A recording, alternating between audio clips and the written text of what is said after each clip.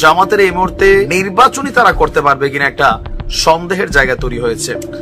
জামাত ইসলামের নিবন্ধন এবং প্রতীক এখন পর্যন্ত ফেরত দেওয়া হয়নি, আর এই বিষয়টাকে একটা জুলুম হিসেবে আখ্যায়িত করেছেন দলটির আমির ডাক্তার শফিকুর রহমান। প্রায় 100-র উপর সিটে নিজেদের প্রার্থিতার ঘোষণা করে দিয়েছে বাংলাদেশ জামাত ইসলাম।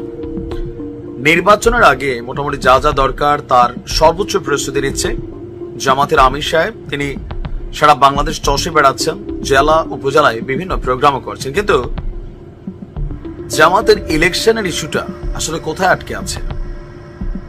জামাত কি মার্কায় নির্বাচন করবে? জামাতের রাজনৈতিক দল হিসাবে কি নিবন্ধন আছে? যখন আমি ভিডিওটি করছি, আশ্চর্যজনক বিষয় হচ্ছে জামাতের এই মুহূর্তে নিবন্ধন নাই, এবং যে দাড়িপাল্লা যে মার্কাটা, এটা নিয়েও তারা নির্বাচন করতে পারবে কিনা সন্দেহ আছে। ইভেন নির্বাচনই তারা করতে পারবে কিনা একটা সন্দেহের জায়গা তৈরি হয়েছে। আমি নিজেও আশ্চর্য হচ্ছি, আপনারাও আশ্চর্য হচ্ছেন। ভাই, আমার বক্তব্য না, সরাসরি জামাত ইসলামের আমির যিনি আছেন তিনি গতকালকে এক বক্তব্য দিয়েছেন। এরপরেই জামাত ইসলামের যারা সমর্থক কর্মী আছেন তাদের মধ্যে অনেকটা টেনশন দেখা দিয়েছে যে ঘটনাটা কি। জামাত ইসলামের নিবন্ধন এবং প্রতীক এখন পর্যন্ত ফেরত দেওয়া হয়নি, আর এই বিষয়টাকে একটা জুলুম হিসেবে আখ্যায়িত করেছেন দলটির আমির ডাক্তার শফিকুর রহমান। নরসিংদীতে এক কর্মী সম্মেলনে তিনি এমন মন্তব্য করেছেন, বলছেন যে ফ্যাসিবাদের বিরুদ্ধে মাথা নত না করার অপরাধে জামাত ইসলামের রাজনৈতিক দলের নিবন্ধন এবং প্রতীকটি বাতিল করে দিয়েছিল আওয়ামী লীগ সরকার, আর এখন এই সরকারের আমলেও এটা ফেরত দেওয়া হয়নি।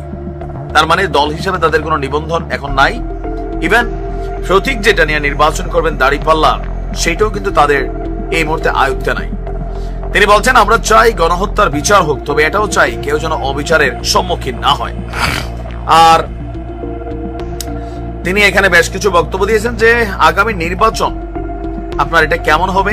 সেখানে তিনি বলছেন, কালো টাকা এবং পেশি শক্তির প্রভাব মুক্ত একটা ভোট তারা চায় এবং একটা সুষ্ঠু নির্বাচন আপনার এই মুহূর্তে তারা চাচ্ছে। আমি খুবই আশ্চর্য যে জামাত ইসলাম এতদূর চলে আসছে, বাট তাদের রাজনৈতিক নিবন্ধনটা এখন পর্যন্ত নাই। দর্শক, আপনারা অনেকে জানেন যে 2013 সালের 1 আগস্ট জামাত ইসলামের নিবন্ধন বাতিল এবং অবৈধ ঘোষণা করে রায় দিয়েছিল আপনার হাইকোর্ট।